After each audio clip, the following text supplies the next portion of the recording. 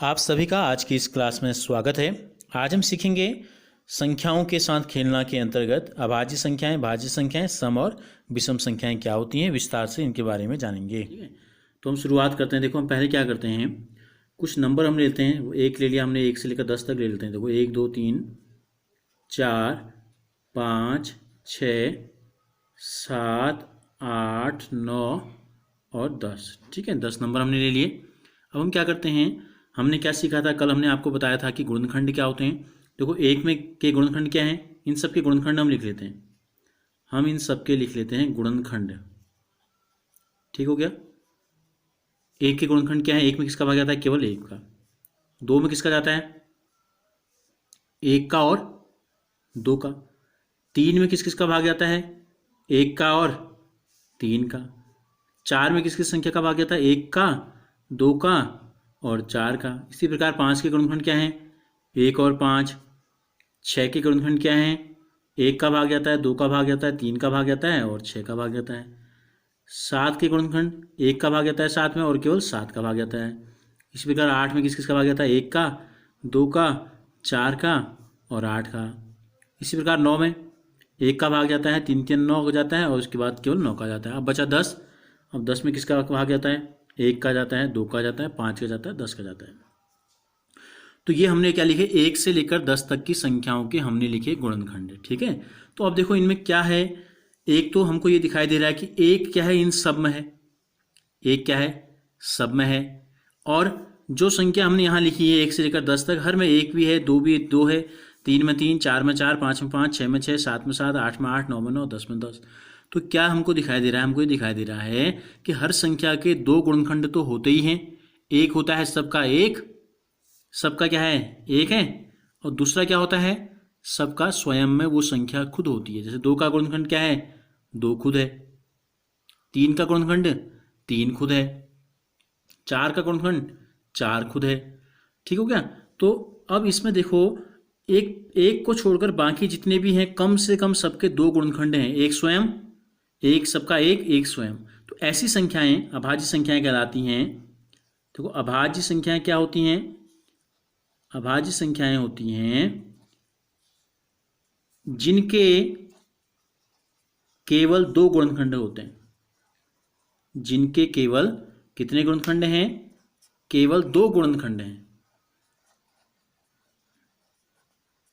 अब देखो इनमें कौन कौन सी हैं, कहां से शुरू हो रही हैं, जिनके केवल दो गुणनखंड हैं।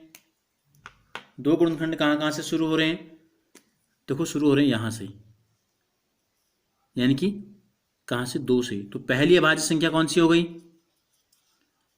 पहली अभाज्य संख्या हो गई दो।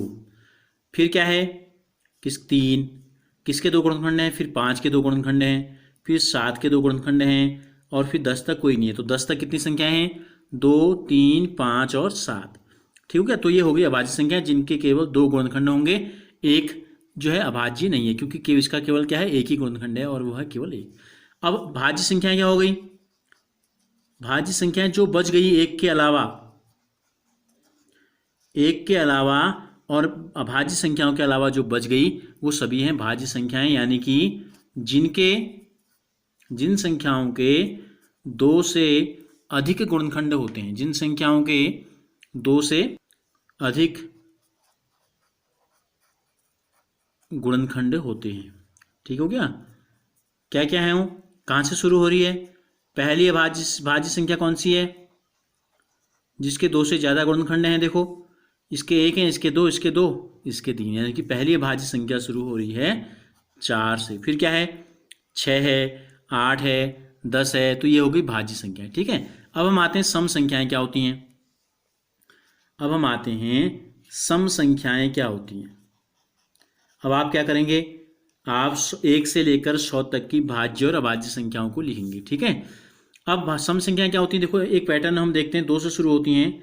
दो में दो जोड़ा चार, चार में दो जोड़ा छः, छः में दो जोड़ा आठ, आठ में दो जोड़ेंगे 10, 10 में दो जोड़ेंगे 12, 12 में दो 14, 14 में दो 16, 16 में दो 18, 18 में दो 20, 20 में दो 22। तो इस प्रकार की जो संख्याएं हैं देखो, ये सब होती हैं सम संख्याएं। ये सब क्या होती हैं, सम संख्याएं। जो 2 से शुरू होती हैं और 2 2 के अंतर से आती रहती हैं वो होती हैं सम संख्याएं। लेकिन अगर हमको बहुत बड़ी संख्या दे दी जाए, जैसे हमको 4, 2, 6, 8, 2 दे दी, एक संख्या दे दी इतनी, अब हम इसकी जांच कैसे करेंगे कि ये सम है या नहीं है?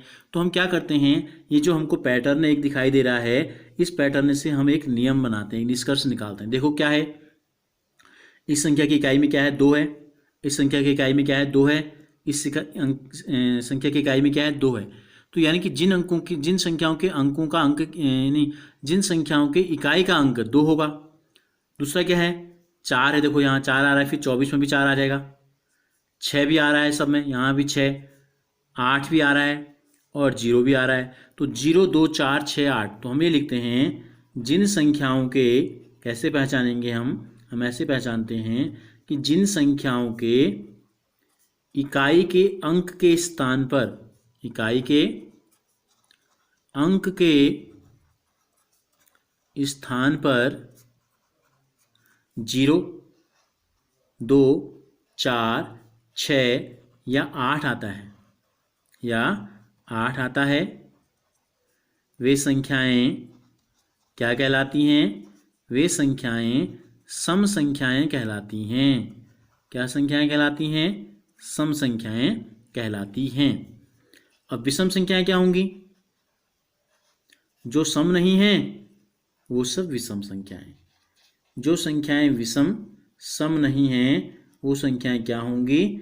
विषम संख्याएं। अर्थात जिन संख्याओं के इकाई के अंक के स्थान पर 0, 2, 4, 6 या 8 के अलावा अन्य संख्याएं होंगी, वे संख्याएं विषम संख्याएं होंगी। वे संख्याएं क्या होंगी? तो हम लिखेंगे, वे संख्याएं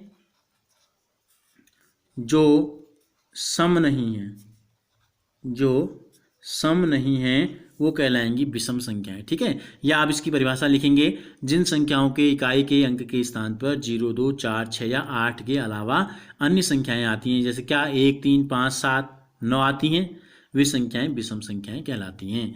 अब आप क्या करेंगे, 1 से लेकर 100 तक की सम और विषम संख्याओं को भी आप नोट करेंगे। अगर आपको ये वीडियो अच्छी लगी तो इसे लाइक जरूर कीजिए और हमसे जुड़े रहने के लिए चैनल को सब्सक्राइब कर बेल आइकन को जरूर प्रेस कीजिए। और अगर आपने इससे पहले के वीडियोस नहीं देखे हैं और आप देखना चाहते हैं तो इस वीडियो के डिस्क्रिप्शन में हमने लिंक दिया है, आप उसके माध्यम से देख सकते हैं।